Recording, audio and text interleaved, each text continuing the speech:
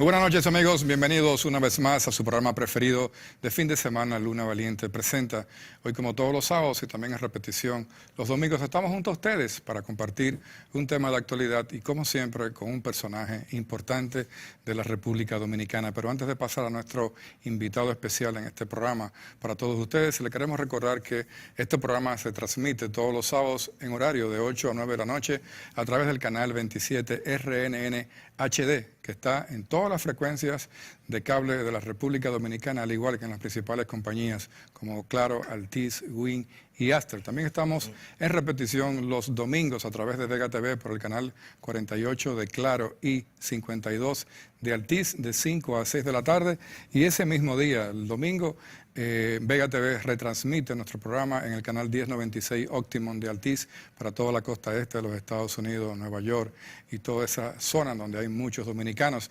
Y también estamos en retransmisión diferida para el próximo sábado a través del canal 20 de Nexo de Santiago y toda la región del Cibao de la República Dominicana de 7 a 8 de la noche. Damos la bienvenida a un invitado muy especial, a un gran amigo, un gran ser humano, pero sobre todo un excelente profesional dedicado a la República Dominicana. Buenas noches, ingeniero Osiris de León. Buenas noches, Luna Valiente, buenas noches a todo el pueblo dominicano. Contentísimo de estar compartiendo contigo este programa especial y sobre todo gracias inmensas por esa presentación muy particular y muy hermosa que acabas de hacer de nuestra persona, así que inmensamente agradecido de las dos cosas. Primero, de la convocatoria para conversar sobre temas de interés para la sociedad dominicana y segundo, de esa presentación que no me la merezco, pero que la agradezco. Solamente me faltó algo que se me olvidó en el camino, pero Osiris es uno de los grandes aguiluchos de la República Dominicana. Así es, así es. Siempre me tocó formar parte de este equipo que representa a Santiago del Cibao, porque nací en Navarrete, estudié en Santiago, y entonces eso me llevó siempre a estar conviviendo en una fanaticada fundamentalmente aguilucha. Qué bueno, qué bueno. Bueno, vamos a felicitar a través de tu persona a todos los santiagueros y toda la región del Cibao por el triunfo de las Águilas Cibaeñas. Muy bien merecido, batallado, mucha pasión en todo este campeonato y esperamos que esto deje buenos resultados, sobre todo para el próximo campeonato, que ya la gente parece que se pone de una vez pensando en el próximo campeonato. Así es. Pero bien, Osiris, hay muchos temas que tienen que ver con tu área de participación profesional en la cual tú estás emitiendo toda una serie de consideraciones técnicas muy objetivas, sobre todo a través de tus escritos, a través de las mismas redes, a través de tus programas de televisión. Y yo creo que es importante que hablemos de... El gobierno ha iniciado hace unos años una gran transformación de áreas que han estado hacinadas y que se han ido convirtiendo en bolsones muy negativos para lo que es vivir en un país y sobre todo como es vivir a orillas del río y crear toda una serie de viviendas con gran riesgo, con muchos desechos sólidos, con mucha falta de higiene, pero eso ha seguido creciendo y el gobierno tomó por las riendas de este tema y empezó con el tema de la barquita y continúa ahora con lo que es el proyecto nuevo Domingo Sabio, pero hay una serie de consideraciones que han sido externadas a nivel tuyo, técnico, con relación a cómo debería ejecutarse esa transformación en el nuevo Domingo Sabio. ¿De qué trata toda esa parte que podría cambiar el proyecto? Mira, tú acabas de hacer una presentación magistral a modo de introducción de lo que es la importancia de la intervención estatal en una cuenca fluvial tan importante como es el caso de la cuenca del Ozama y de la Isabela. Ya Balaguer había empezado en aquellos 12 años y había removido una parte importante de la gente que vivía ahí y los había llevado a las caobas. Pero era un proyecto que ya venía anteriormente desde la era de Trujillo. Claro. Cuando esa zona comenzó a densificarse, Trujillo le pidió al síndico del Distrito Nacional que sacara a esa gente y los reubicara en los minas. Pero ahí vino la caída de Trujillo y el proyecto se durmió. Balaguer luego lo retoma, lleva a la gente a las caobas, todo queda muy bien, liberado en materia de asentamiento humano. Exacto. Pero cuando Balaguer vuelve al poder en el año 86, se encuentra con el drama de que la gente había vendido las casas en las caobas y que había vuelto al entorno del río. Y fue una gran concepción lo que fue las caobas. Claro. El que la conoce. Porque era dignificar las condiciones de vida de un ser humano que por razones circunstanciales estaba viviendo a la orilla del río sin ninguna posibilidad económica material de mejorar sus condiciones de vida. Y el gobierno, sensibilizado ante esa realidad, dice, bueno, mira, tú estás viviendo en una zona de peligro, yo te voy a quitar de ahí, te voy a llevar a un lugar seguro que nunca se va a inundar. Exacto. Pero algunas personas convencieron a esos comunitarios de que su entorno, su hábitat, su convivencia estaba a la orilla del río. Vendieron en las caobas y volvieron a la orilla del río Osama. Cuando Balaguer vuelve al poder, al recibir la información de que la gente había vuelto al lugar, pide un nuevo estudio. Y es lo que lleva a Balaguer a emitir el decreto 358-91, el 359-91 y el 183-93, que declara aquella zona de prioridad desde el punto de vista ambiental para la desocupación humana. Por el peligro. Si tú vives ahí y yo vivo ahí, tú y yo no tenemos garantía de que un día a las 3 de la mañana el río crezca y nos lleve a la casa. O sea, lo que estamos haciendo ahora es ejecutando esos decretos. Ejecutando eso. Entonces, el gobierno comenzó con la barquita, tal y como tú señalas, que era la zona de prioridad 1. Se ejecutó ese proyecto, fue desmovilizada la gente, reubicada en la nueva barquita, un lugar alto que nunca se va a inundar, y tiene ahí condiciones de vida adecuadas porque viven ahora en un techo adecuado, en un techo moderno. Edificios de concreto que te resisten cualquier tipo de condición meteorológica y ahí no hay problema. Ahora bien, la segunda parte viene con Domingo Sabio, que es la zona de la Ciénaga. Claro. Por algo se llama la Ciénaga, Claro. porque es una ciénaga, y la zona de los Guandules. Ahí tú tienes tres problemas simultáneamente. Tienes primero el problema de la inundación del río, que tú no la controlas como ser humano. Segundo, tienes el problema de los desechos sanitarios. Tú tienes la cañada de la Rosal, tienes la cañada de Bonavides, ¿y qué llevan estas cañadas? Aguas cloacales, cargadas de Escherichia coli, de Enterobacter, de Citrobacter, Claro. de Klebsiella, de Salmonella. Si hay cólera, va Vibrio cholerae por ahí y toda aquella gente está consciente, porque ellos te lo dicen, del peligro para su salud y del peligro para su vida en caso de una crecida. Porque hay una gran ausencia de disposición sanitaria en toda la zona. Así es. Entonces viene el problema del manejo de las basuras, que como ellos no tienen un servicio de recogida de basura, por la También. inaccesibilidad, la basura termina en el río y termina contaminando el río. Tú sabes que la ley ambiental 6400, Sí. en sus artículos 109 y 110, le prohíbe al Estado autorizar construir en zonas de inundación o en zonas pantanosas. La del 94. Sí. Entonces, ¿qué ocurre? Que el Estado, acogiéndose a esto, viendo en la mesa de la realidad que septiembre del 2017 te trajo el huracán Harvey, que tuviste la inundación en Houston. Claro. Nunca pensado por la gente de Houston. 500,000 de vehículos dañados. Todo eso dañado. Daños por más de 100,000 millones de dólares. Así es. Luego tuviste detrás la semana siguiente el huracán Irma, que alcanzó vientos máximos de 298 kilómetros por hora. Así Un es. espanto. Sí. Y detrás de eso vino el huracán María. ¿Tuviste lo que pasó en Puerto Rico? Todavía al día de hoy la mitad de la gente en Puerto Rico no tiene energía eléctrica. Hay gente haciendo fila para recibir alimentos crudos y después haciendo otra fila para Sí, una sí. estufita pública para cocer los alimentos. No, y las mismas comunicaciones están todavía en el piso en Puerto Todavía. Rico. Las antenas se cayeron todas. Sí.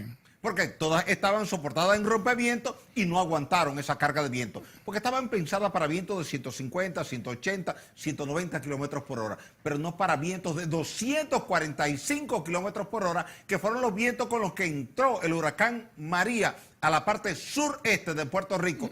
Lo cruzó de manera diagonal, salió por el noroeste. ¿Qué ocurre? Una isla pequeña con un huracán pasando diagonalmente te destruye parte importante de la infraestructura eléctrica, de agua potable y de comunicación. Sí, y la parte vial la destruyó prácticamente Total. en muchos sitios también. Entonces, fíjate que inclusive la FEMA te dice públicamente, mediante un documento, que el caso de María como huracán en Puerto Rico como isla ha sido el peor desastre meteorológico que ha tenido territorio norteamericano alguno. Así es. Así, oye bien, Así es. estimaron los daños en Puerto Rico en 100,000 millones de Ni dólares. Katrina ni Harvey se pueden igualar porque No se esto pueden acabó igualar. con una isla completa. Claro. La atravesó de esquina a esquina, De esquina a esquina y te transversalmente. dañó todo. Sí.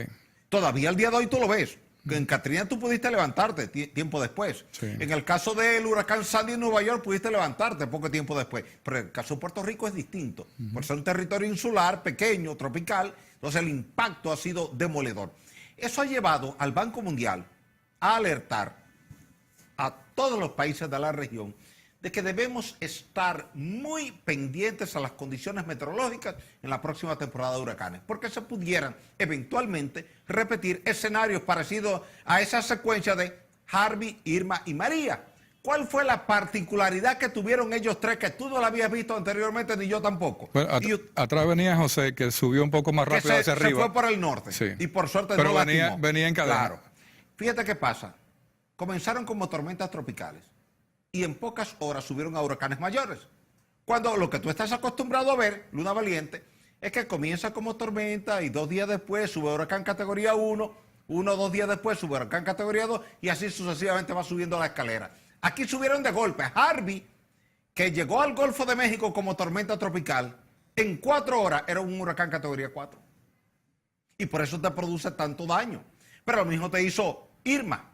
Irma viene como tormenta y de repente pasa de un boletín en tormenta tropical a un siguiente boletín ya huracán categoría 4 y de ahí sube a huracán categoría 5. Y lo mismo te lo hizo María. Entonces, ante esa realidad que tiene que ver directamente con el cambio climático, entonces la advertencia para los países del Caribe es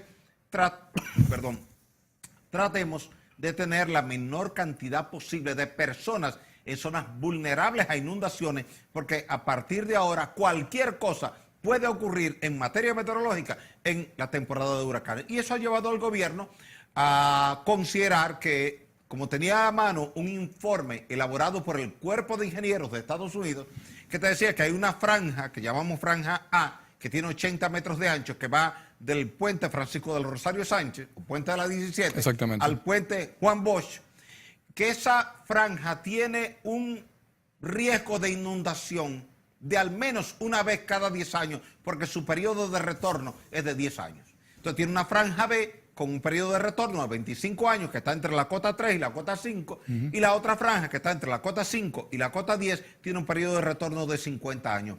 ¿Qué quiere decir esto? Que al ver toda la zona de inundación, al evaluar los suelos mediante sondeo y encontramos que lo que hay todo allí es arcilla blanda, arena suelta y mucho cieno y mucha capa orgánica. Entonces, eso no es apto para fines de construcción y se lo explicó a la población en una rueda de prensa. Afortunadamente, gente... Pero es bueno, perdón, Osiris, antes de irnos al cambio, que en esa zona de hasta los 3 metros de cota, ahí hay gente viviendo. No, la gente está viviendo encima del agua al día de hoy. Exactamente. Encima del agua, no solamente de la orilla. Comenzaron viviendo en la orilla, pero fueron creciendo hacia el río, no hacia el Farallón. Y ya hay casas que están encima del agua porque pusieron 4 palos, sobre esos 4 palos pusieron un sistema de madera y ahí duermen, encima de eso. Y el agua les queda debajo de la casa. Pero no el agua del pantano, no el agua cenagosa, el agua de la corriente fluvial del río. El río corriendo normalmente por debajo de su casa. Entonces, ante esa situación, el Estado no puede ser indiferente y el Estado lo que ha decidido es reubicar a esa gente de esa franja. Ahí hay unas 1.300 a 1.500 familias, se está puliendo el censo. En promedio estamos hablando de cerca de 5.000 personas que habitan allí. El gobierno va a desocupar esa área para convertirla en un parque ecológico fluvial. Tú lo puedes ver ahí en las imágenes. Y esa zona va a ser solamente área verde. Entonces se va a construir una vía divisoria entre esa zona verde y el sector donde están las viviendas para que los bomberos, el 911, ambulancias de la Cruz Roja tengan acceso rápido para el caso de un incendio o en caso de alguien que se enferme, un paro cardíaco, un accidente cerebrovascular, cualquier situación particular. Poder dar una respuesta rápida a través de organismos de socorro, que hoy día no se cuenta con eso. Pero que al mismo tiempo, ahí puedes ver la imagen, al mismo tiempo, los sistemas de recogida de basura. Esa imagen es muy actual. Esa imagen es de esta semana. Perfecto. Esa es la más actualizada que tenemos del caso Domingo Sabio. Esa parte que tú ves azul ahí es la avenida. Mira el área verde. Esa área verde hoy día está totalmente ocupada por casuchas. Totalmente, todas las casuchas van a ser demolidas. Esta es la proyección de lo que debe de ser la nueva prospección del uso de suelo. Esa es la concepción urbanística y arquitectónica del uso de suelo. Tiene, exactamente, para el correcto uso de suelo, que es como debe ser para que el área occidental del río quede como un área verde y no como un área ocupada por la población, porque esa población lo que hace es que sus aguas residuales, las vierte directamente al cauce del río, Así sus es. desechos sólidos los vierte al cauce del río, cualquier cosa va directamente. Entonces hay una alta carga de contaminación sobre el río Osama y eso no encaja con lo que trata de hacer el Ministerio de Medio Ambiente, que es sanear todo el río. Bien, vamos a un primer cambio. Vamos a seguir sobre este tema, Osiris, para ir entrando en algunas disquisiciones que tiene la problemática de lo que es la intervención del barrio Domingo Sabio y todo este plan de transformación, que de hecho es muy grande, costará mucho dinero, pero qué bueno que arrancamos y empezamos. Así es. Venimos en breve, amigos.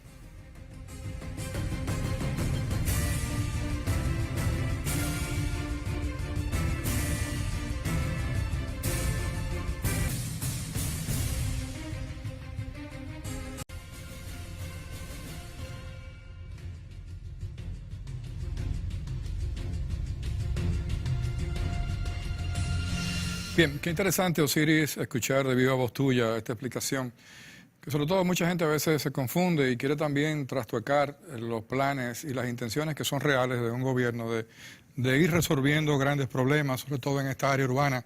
Lo que vemos en el río Sama no es solamente en el río Sama, también pasa en otras partes del país, está en el Yaque del Norte, la parte de Santiago que también ha sufrido una gran transformación, el río prácticamente es otro río, no es el famoso río aquel que yo recuerdo cuando muchacho tenía amigos que una de las competencias de Santiago era cruzar el Yaque del Norte.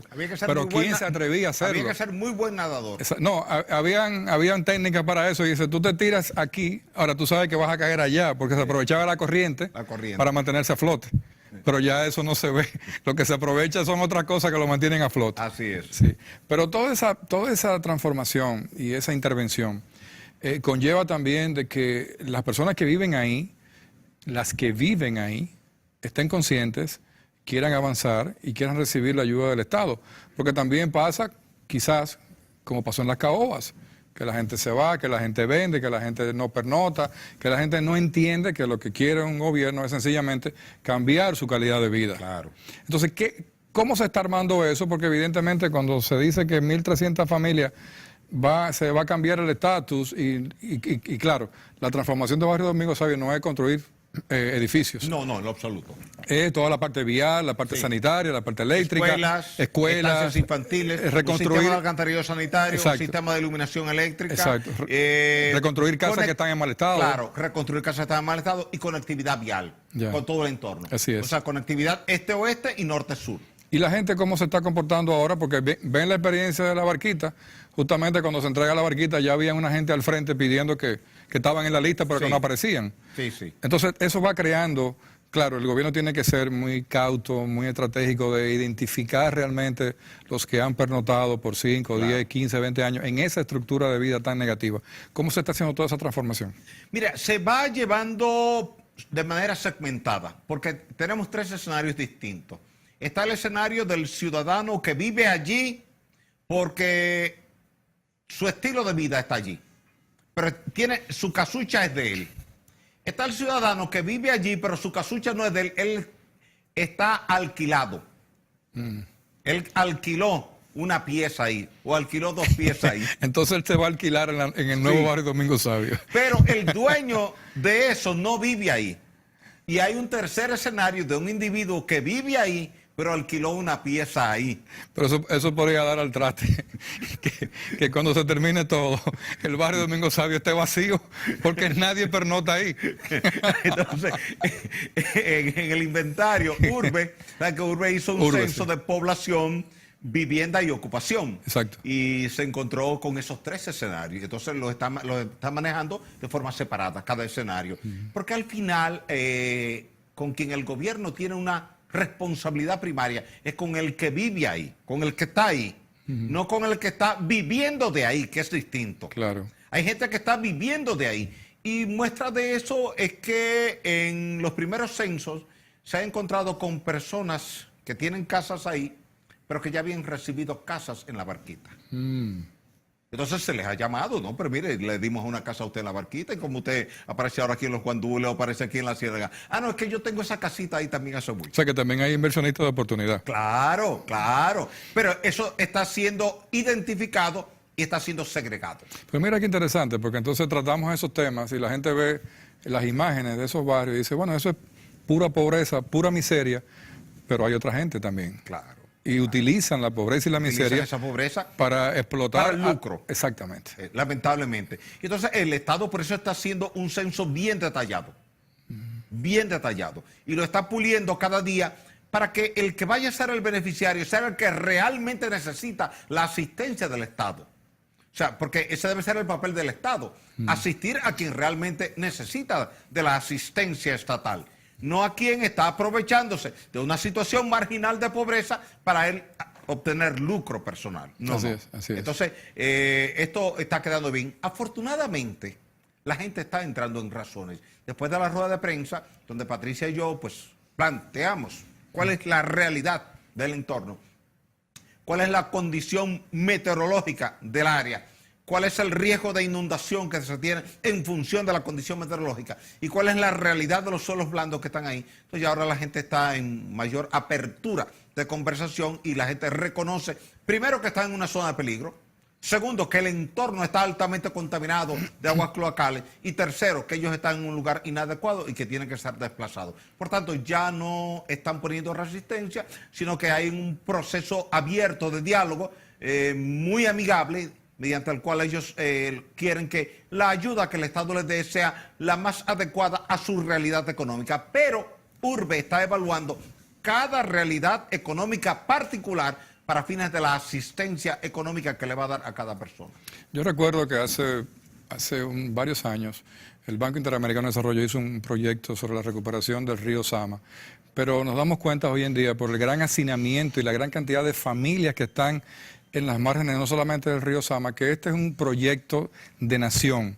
Y qué pena, a mí me pena mucho, Osiris, que muchos dominicanos que reclamamos sobre temas vitales de la sociedad dominicana, sobre el tema eléctrico, sobre el tema de la impunidad, sobre el tema de la productividad, que vivimos peleando por las leyes, que si el tema del salario, todo, no nos unimos en búsqueda y en apoyo de proyectos que son de generación de vencer la pobreza, claro, vencer las limitaciones y sobre todo incluir a personas que están en áreas de alto riesgo hacia una vida mucho mejor.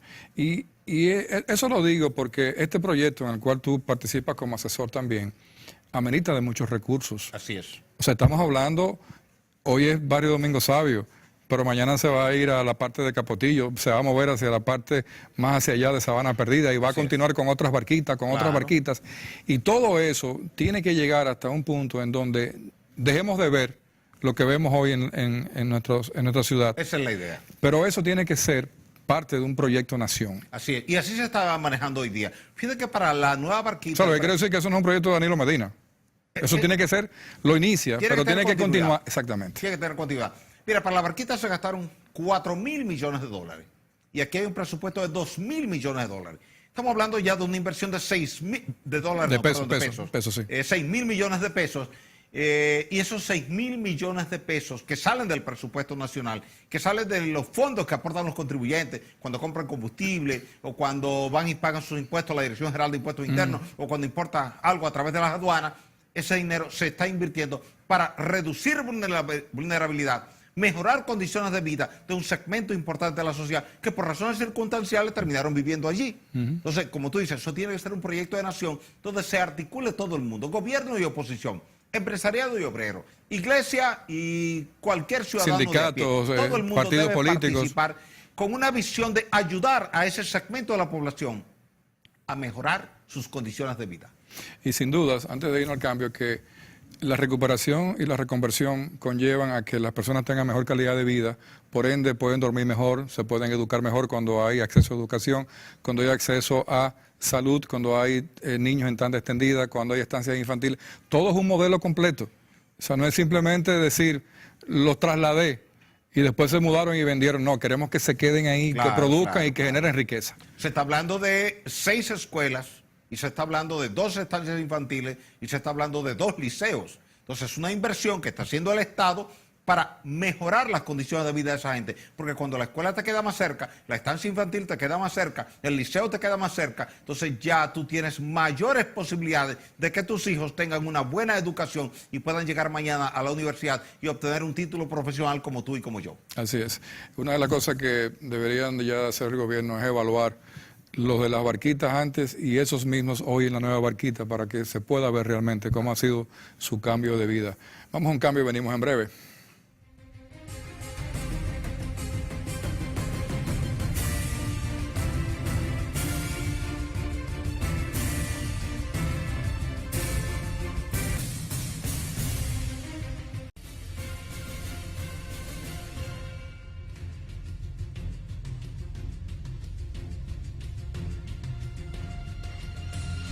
Bien, continuamos en este interesantísimo conversatorio con el ingeniero Osiris de León. La verdad que tenerlo es un gran honor y sobre todo tratar de exprimirlo es un gran esfuerzo de sacarle a Osiris tantas cosas que tiene en la cabeza, porque como dijimos al principio, es un dominicano que está siempre en los temas centrales que tienen que ver con la creación de un país diferente. Osiris, gracias. Uno de los temas interesantes, yo sé que tú todavía no estás referido muy directamente al mismo, pero creo que ya estás en ese proceso.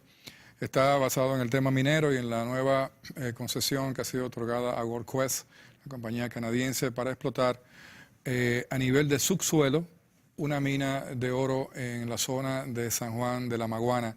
Toda una serie de personas, entidades, gente que no sabe cuál es el tema, gente que no entiende, pero que tiene que opinar, empiezan a criticar el tema de Goldquest en San Juan de la Maguana, así como han criticado también Loma Miranda, como critican a Falcon Bridge, como viven criticando a Barrick Gold, y siempre empiezan a hablar de si cianuro, si mercurio, y crean una serie de mitos y estigmas en la población de que la gente empieza a rechazar sin conocer.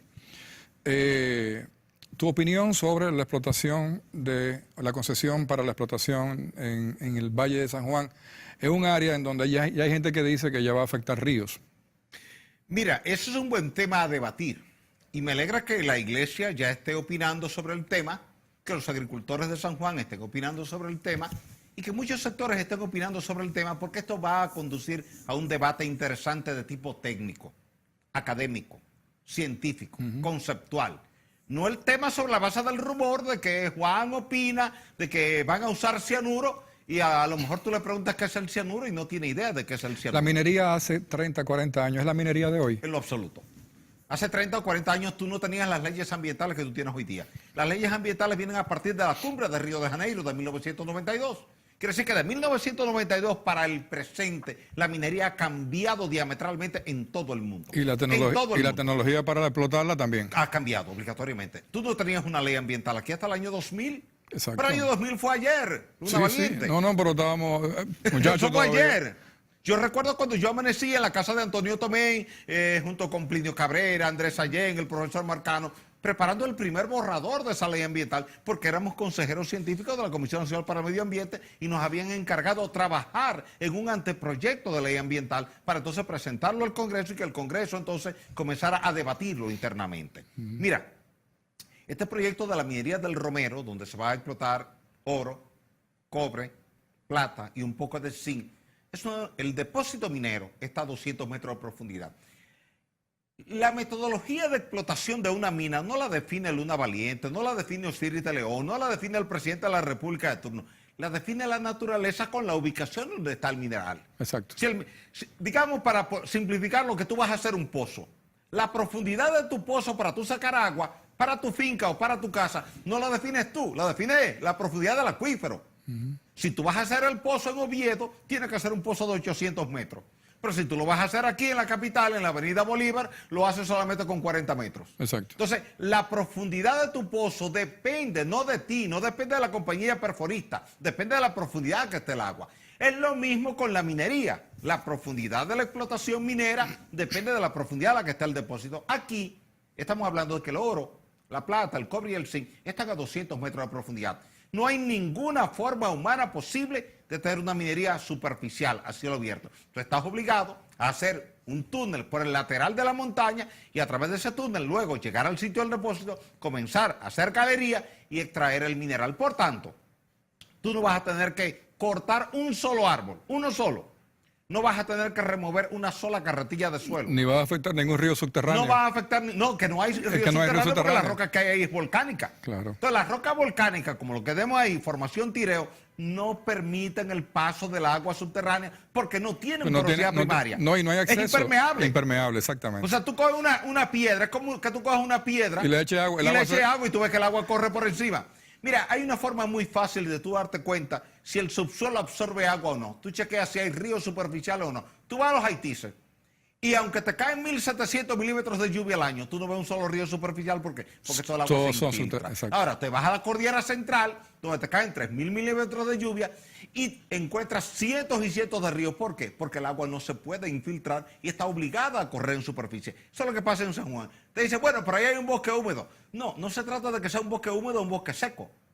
No se trata de que sea un vergel o que sea un desierto. Es que la minería no va a entrar en contacto con la superficie de la zona. Y en consecuencia, todo lo que se va a hacer, tú no lo vas a ver ni desde un helicóptero, ni desde una avioneta, ni desde un vuelo con dron, ni desde una caminata que tú hagas en superficie. Tú podrás caminar la superficie cuando la mina está en operación y alguien preguntarte dónde está la mina y tú decir, no sé, no la he visto, porque la mina va a estar a 200 metros bajo tus pies. Por tanto, no se debe argumentar ni desde la iglesia, ni desde el sector agrícola, ni desde la prensa, que va a dañar el agua porque va a estar 200 metros más profundo que lo que está el agua superficial del río San Juan. Quiere decir que no hay ningún vínculo en lo absoluto. Así es. Hay un corto que yo sé que tú conoces, el expresidente de Ecuador, Rafael Correa, estuvo en la República Dominicana y fue entrevistado por los excelentes colegas de la comunicación, don Uchi Lora y don Juan Bolívar Díaz, con relación al tema de la minería. Y yo quiero que nuestro director nos pase un pequeño segmento que él tiene preparado de lo que dijo Rafael Correa en la República Dominicana y que hablemos sobre esas frases de Rafael Correa. Señor director. ¿Qué país de la historia ha hecho esa barbaridad? Y muchas veces son esos países que nos quieren imponer a nosotros lo que ellos nunca hicieron. Cuando la gente se nos muere de hambre, o sea, es un absurdo. Además del absurdo también de no la minería, por ejemplo, sin minería, sin petróleo, ¿cómo entendemos la vida moderna si se basa en esos recursos? Entonces hay una serie de inconsistencias. Créanme, yo no tenía muchos criterios definidos al respecto, ¿no? Responsablemente he tenido que informarme, etcétera, para tomar decisiones, y sí he visto la inconsistencia en ciertas posiciones, los mitos. Por ejemplo, que destruyen la selva. ¿Sabe cuál es el principal peligro para la selva amazónica? No es el petróleo, no es la minería, ni de lejos. Es la ampliación de la frontera agrícola y pecuaria. Y para evitar eso, precisamente, necesitamos otras actividades económicas y recursos para cuidar la selva. Que la minería envenene el agua. La minería moderna no utiliza químicos, recicla el agua.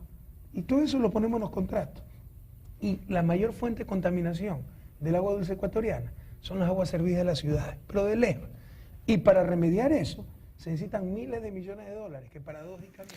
Bien, ¿qué te parecen las declaraciones? No son declaraciones, es una concepción real de su experiencia de un tema que inclusive él mismo dice que estaba totalmente equivocado. Mira, si yo no supiera que ese es el expresidente Rafael Correa, yo te diría que el que está hablando es un geólogo con 30 o 40 años de experiencia en la práctica minera. Porque lo que él te está describiendo es justamente la realidad. Es lo que te puede decir en cualquier parte del mundo un experto en geociencias que sabe, número uno, que no es verdad que la minería es el principal contaminador. La minería es responsable del 2% de la contaminación global, del 2%. Ahora, ¿cuál es la contaminación severa que tenemos a nivel mundial? Viene de 3 componentes. Número 1, el urbanismo. Número 2, la agricultura. Número 3, la pecuaria. Exacto. Ahí donde está el gran volumen de contaminación. Ahora, y en la parte del urbanismo, perdón, el impacto tan negativo que tiene la disposición irracional de desechos sólidos. Claro. Tú hablaste en la primera parte con el tema de la margen del río. Claro. De la disposición. Una contaminación tremenda. Y tú la ves en Los Amas, la ves en Santiago. O sea, ¿dónde comienza la contaminación del río Yaque del Norte? En Jarabacoa, que no tiene un sistema de alcantarillado sanitario y toda esa agua llega contaminada a la presa de Tavera. Una contaminación cloacal. ¿Dónde comienza la contaminación del río Sama? Cuando se acerca a los núcleos urbanos que no tienen sistema de alcantarillado sanitario ni tienen una correcta disposición de las basuras. Entonces, si vamos a ver la realidad, vete al río Licey, en la zona de Moca, para que tú veas que todas las granjas de cerdo y de pollo vierten todos sus desechos orgánicos cargados de Escherichia coli al río Licey, y esa culpa la tiene la minería. El río Sama no lo contaminó la minería. El río Isabela no lo contaminó la minería. El río Jaina no lo contaminó la minería. El río Yaque del Norte no lo contaminó la minería. El río Camus de la Vega no lo contaminó la minería. Pero muy por el contrario. La Isabela y el Osama. Claro. El río menos contaminado de este país es el río Yuna, y es precisamente el único río que pasa por las operaciones mineras. Las operaciones mineras de Bonao, Falcon Bridge y cerca de Barricol. Pero además hay una cosa, que las minas se chupan el agua. Mire, el único río... Pero en Bonao llevo todos los días. Pero para que tú veas. Mientras tuvimos la sequía del año 2013, o sea que 2014... las cuníferas traen el agua y vive lloviendo. Claro, y del 2015, esas 3 sequías que tuvimos ahí consecutivas, todas las presas se secaron menos la presa de Atillo, que es la presa que se alimenta. La presa de Atillo, en medio de la sequía, tenía que verter de forma excesiva por el vertedero que está en el estribo derecho, porque le entraba tanta y tanta agua. Entonces, eso desmonta el mito de que las empresas mineras se chupan el agua y que contaminan el agua. El río Yuna, si tú vas y lo muestreas mañana y lo comparas con los demás ríos que te mencioné, te vas a encontrar que está mucho menos contaminado que todos los demás ríos del país. Entonces, la explotación, desde tu punto de vista, de Romero, es una explotación que garantiza desarrollo, crecimiento y sin ningún daño al medio ambiente. Sin ningún daño al medio ambiente. Es una minería subterránea. Evidentemente, yo entiendo la preocupación de la comunidad. La comunidad está acostumbrada a ver una minería a cielo abierto. Cuando le hablan minería, no distingue entre minería superficial y minería subterránea. Piensa que minería subterránea es desde arriba, que van bajando hasta llegar allá abajo, y no es así realmente.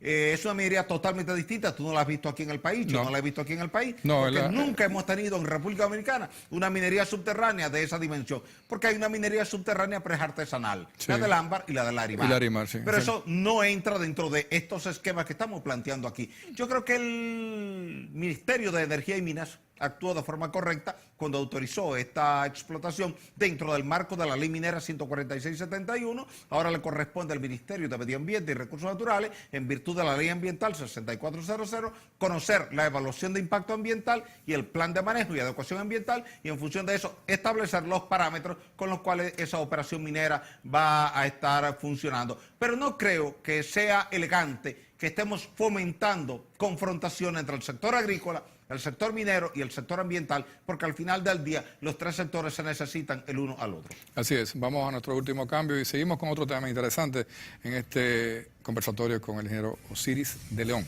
Venimos.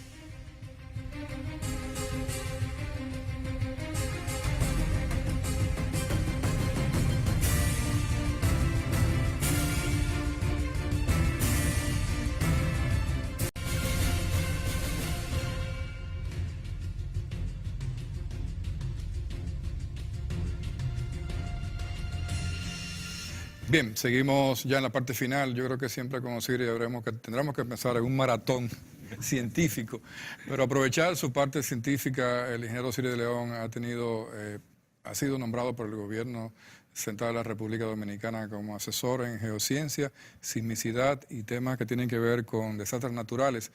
Osiris, tú hablabas al principio de situaciones que se han dado y que podrían afectar toda la zona de los entornos que tienen alta peligrosidad, como el caso del río Sama, Domingo Sabio, lo que fue la Barquita.